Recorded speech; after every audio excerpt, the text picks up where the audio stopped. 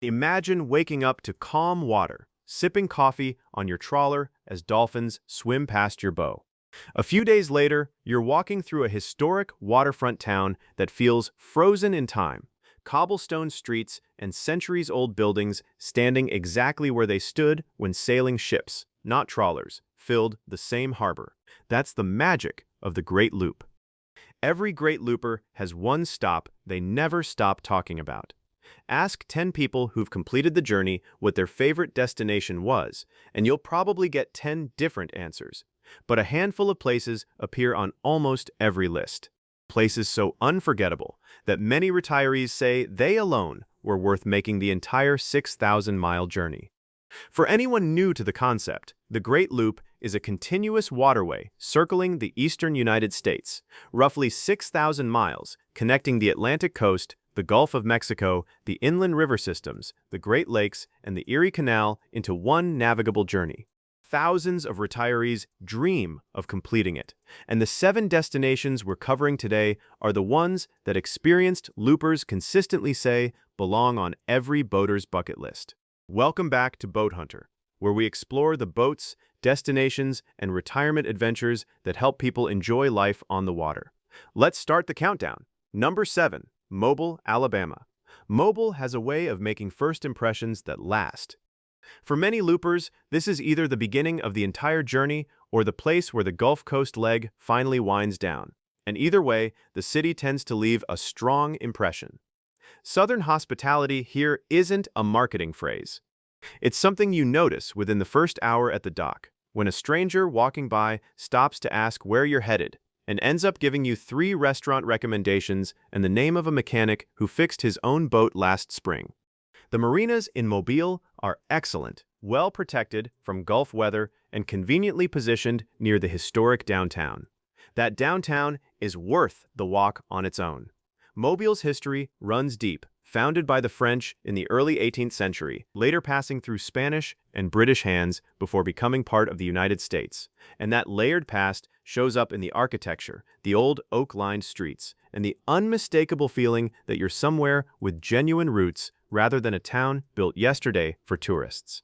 And then there's the seafood. Gulf shrimp, fresh oysters, gumbo that locals will argue about with genuine passion regarding whose recipe is correct. A retired couple who docked here described their first dinner in Mobile as the moment the whole trip started feeling real, sitting at a waterfront table with a plate of fried shrimp, watching their own boat rock gently at the nearby marina, thinking, we actually did this. Mobile works beautifully as a launching point because it sits at a natural crossroads, the Gulf on one side, the river systems leading north on the other. For loopers just beginning, it's a gentle, welcoming introduction to the journey ahead. For those finishing the Gulf Coast leg, it's a satisfying place to pause, refuel, and reflect on how far the boat has already carried them. Number 6. Mackinac Island, Michigan. There's a moment arriving at Mackinac Island by water when something in your brain simply refuses to catch up to what your eyes are seeing. No cars, none. The island banned motor vehicles over a century ago, and that single decision preserved something that feels almost impossible to find anywhere else in modern America. Horse-drawn carriages clatter along Main Street instead of traffic. Bicycles outnumber every other form of transportation. The pace of life here moves at the speed of hooves on pavement, and somehow that turns out to be exactly the right speed. The historic hotels are worth seeing, even if you're not staying in one. The Grand Hotel, with its enormous front porch overlooking the Straits of Mackinac, has been welcoming guests since the 1880s, and standing in front of it feels like stepping into a postcard from a century that valued grandeur differently than ours does. And then there's the fudge. Mackinac Island is famous for it, genuinely famous, with fudge shops lining the main streets, producing the smell of melting chocolate that drifts out onto the sidewalk and pulls visitors in almost against their will. Loopers who've made this stop talk about the fudge with the same fondness they reserve for major life milestones, which says something about how memorable the whole experience becomes. The harbor itself is beautiful, framed by limestone bluffs and dense green forest, with the historic fort overlooking the water from its hilltop position. Quiet streets, clean air, and an almost theatrical sense of stepping backward in time combine to make Mackinac Island one of the stops that experienced loopers remember most vividly, often years after the rest of the journey has started to blur together in memory. If you're enjoying this journey so far, consider subscribing to Boat Hunter. Every day we explore boats, destinations, buying advice, and retirement adventures that help you enjoy life on the water. Number 5. Chesapeake Bay. The Chesapeake Bay isn't a single destination. It's an entire world of waterfront towns, protected anchorages, and maritime history spread across more water than most people realize exists on the East Coast. Annapolis sits at the heart of it, a city that calls itself America's sailing capital, with genuine justification. The United States Naval Academy occupies a significant piece of the waterfront, and watching midshipmen drill on the grounds while your own boat sits in a nearby marina creates a strange and pleasant collision of two very different relationships with the water. The waterfront towns scattered throughout the Chesapeake each have their own particular character. Some are sleepy fishing villages where the entire economy still revolves around crab pots and oyster boats. Others have developed into polished destinations with waterfront restaurants and boutique shopping, while somehow retaining enough of their working harbor character to feel authentic rather than manufactured. The seafood here deserves its reputation. Maryland blue crab, prepared a dozen different ways, but always best when you're sitting outdoors with a view of the water that produced it. A retired looper described an evening in St. Michael's cracking crab legs at a picnic table with Old Bay seasoning dusted across the newspaper covering the table, and calling it one of the simplest, most satisfying meals of the entire journey. The protected anchorages throughout the bay offer some of the calmest, most peaceful nights available anywhere on the loop. Quiet coves where the only sound is water against the hull and maybe a distant osprey calling from a nearby channel marker. And the maritime history runs deep here, from colonial-era settlements to the role the Bay played in American naval history, giving the entire region a sense of weight and significance that adds something intangible to simply being there. Number 4. Charleston, South Carolina. Charleston has a way of making visitors feel like they've stumbled into the most beautiful version of American history still standing. Rainbow Row is the image most people picture first, a stretch of historic homes painted in pastel pinks, blues, and yellows along East Bay Street, dating back to the colonial era and maintained with the kind of civic pride that keeps a city's character intact across centuries. Walking past these houses on a quiet morning, coffee in hand, feels like walking through a watercolor painting that somehow became real. The architecture throughout the historic district matches that same standard. Wrought iron gates, hidden courtyard gardens, church steeples that have anchored the skyline since before the Revolutionary War. Charleston earned its reputation as one of the most architecturally significant cities in America, and every street in the historic district seems to offer proof of why. Waterfront Park gives the city a public green space directly on the harbor, with a famous pineapple fountain that's become something of an unofficial symbol of Charleston hospitality. Sitting on a bench there in the evening, watching boats move through the harbor while the historic skyline catches the last of the sunset is the kind of moment that ends up in more than a few looper photo albums. The marinas here are excellent and well situated for exploring the city on foot, and the restaurant scene has become genuinely renowned, blending traditional low-country cooking with a level of culinary ambition that's earned Charleston national recognition. Southern charm runs through every interaction here, from dock attendants to restaurant servers, the kind of warmth that makes visitors want to extend their stay by another day, and then another. And as beautiful as Charleston is, many experienced loopers will tell you the next destination feels like stepping onto an entirely different planet. If the Great Loop is still on your bucket list, tell us which destination you're most excited to visit. And if you've already completed part of the journey, we'd love to hear which stop stole your heart. Drop it in the comments below. Number 3. Georgian Bay, Ontario. Georgian Bay is where the Great Loop stops feeling like a journey through American history and starts feeling like wilderness in its purest, most untouched form. The water here is almost impossibly clear, the kind of clarity that lets you watch your anchor settle 30 feet below the surface as if it were sitting in a swimming pool. Granite islands, scoured smooth by glaciers thousands of years ago, dot the bay in every direction, creating a maze of channels and anchorages that feels less like navigating a waterway and more like exploring an enormous natural sculpture garden. Wildlife here is abundant in a way that surprises first-time visitors. Loons calling across still water at dawn. Bald eagles perched on wind-bent pines along the granite shoreline. The occasional black bear spotted from the boat, moving along a distant rocky point, reminding everyone aboard that this is genuine wilderness, not a managed park experience. The scenic anchorages throughout Georgian Bay are consistently described by experienced loopers as among the most beautiful on the entire journey.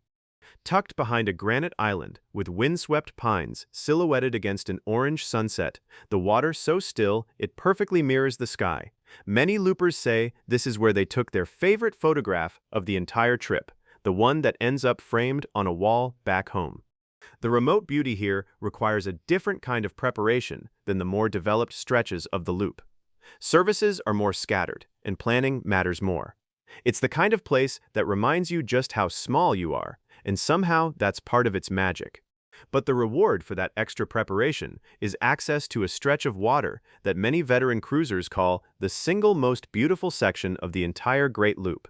A place where the journey stops feeling like travel and starts feeling like genuine escape. Number 2. New York Harbor. There is nothing anywhere on the Great Loop that compares to the feeling of bringing your own boat into New York Harbor for the first time. You've seen the Statue of Liberty in photographs your entire life. You've seen the Manhattan skyline in 1,000 movies. But none of that prepares you for the actual experience of approaching it slowly, at trawler speed, from the deck of your own vessel, watching that skyline grow larger on the horizon minute by minute until it's towering directly above you. The Statue of Liberty appears first, smaller than most people expect from a distance, then larger and more imposing as you draw closer. Copper green against the harbor water, exactly as recognizable and exactly as moving as every photograph promised. Except this time, you're not looking at a picture. You're actually there, engine idling, taking it in with your own eyes. The Manhattan skyline unfolds gradually as you continue into the harbor, building by building, an urban landscape so dense and so famous that recognizing individual structures becomes a kind of game among everyone aboard. And passing beneath the Brooklyn Bridge, looking straight up at that massive stone and steel structure from water level, creates a sense of scale that simply doesn't translate from any photograph or any view from land. A retired couple who made this passage described an emotion they hadn't expected at all: pride. Because by the time you reach New York, you aren't simply visiting one of the world's most famous cities. You've earned your arrival. Not just in seeing the harbor, but in the fact that they themselves had piloted their own boat across thousands of miles of American waterway to arrive at this exact moment, under their own power, on their own schedule, having earned this view rather than simply purchasing a ticket to see it. Few experiences on the entire loop generate that particular combination of awe and personal accomplishment quite like arriving in New York Harbor by water. Number 1. Florida Keys. And then there's the moment, for so many loopers, when the entire dream finally feels completely real. The Florida Keys are not simply a destination. They're a feeling, a particular quality of light and water and unhurried pace that exists almost nowhere else in the continental United States. Working your way down through Islamorada, then Marathon, then Key Largo, finally arriving at Key West, the islands grow progressively more relaxed, more tropical, more committed to the idea that nothing here needs to happen quickly. Islamorada offers some of the best sport fishing in the country, but even loopers who've never cast a line find themselves charmed by the laid-back marina culture and the turquoise water that seems too saturated in color to be real. Marathon serves as a comfortable, practical stop, with excellent provisioning and a genuine community of fellow cruisers who've made this same pilgrimage south. Key Largo offers some of the most accessible snorkeling and diving in the country, with vibrant reef systems just offshore that introduce many loopers to an entirely different underwater world they'd never experienced before. And then Key West, the southernmost point, where the entire journey seems to arrive at a kind of natural conclusion. Tropical sunsets here have developed their own cultural tradition, crowds gathering at Mallory Square every single evening just to watch the sun disappear into the Gulf, applauding when it finally does, as if the sunset itself had performed for an audience. Dolphins appear regularly throughout the Keys, sometimes riding the bow wake of a slow-moving trawler for several minutes at a time, an experience that never seems to lose its magic, no matter how many times a looper has already seen it on earlier stretches of the journey. The snorkeling reveals coral formations and fish in colors that feel almost unreal, particularly for cruisers who began this journey somewhere in the Midwest, on rivers and lakes that never offered anything like this. The relaxed island lifestyle down here isn't a marketing slogan. It's a genuine, contagious way of being that affects nearly everyone who spends more than a few days in the Keys. Schedules loosen, plans become suggestions. The whole concept of being somewhere by a certain time starts to feel slightly absurd against the backdrop of water this beautiful and weather this forgiving. It's difficult to explain to someone who hasn't done the loop, because by the time you reach the Keys, the destination almost becomes secondary. The journey itself has changed you. For many retirees, reaching the Florida Keys is the moment the entire dream of the Great Loop crystallizes into something tangible. After months of locks and rivers and unfamiliar marinas and weather decisions, arriving here, watching a sunset over open water with a boat that carried you the entire way produces an emotion that's difficult to fully describe to anyone who hasn't experienced it themselves. Some loopers say it's the moment they finally exhaled, fully, for the first time since they untied the dock lines back home. Maybe that's why so many retirees dream about the Great Loop. Not because it's 6,000 miles, not because of the marinas, not because of the destinations, but because every mile reminds you that the greatest adventures don't have to end when your career does. Sometimes they're only just beginning. These 7 stops, Mobile's southern warmth, Mackinac Island's timeless charm, the Chesapeake's quiet maritime history, Charleston's architectural beauty, Georgian Bay's untouched wilderness, New York Harbor's overwhelming scale, and the Florida Keys' tropical conclusion, represent some of the most memorable moments available to anyone who completes this journey. If the Great Loop is still on your bucket list, tell us which destination you're most to visit. And if you've already completed part of the journey, we'd love to hear which stop stole your heart. Thanks for watching Boat Hunter. Until next time, safe travels, and we'll see you on the water.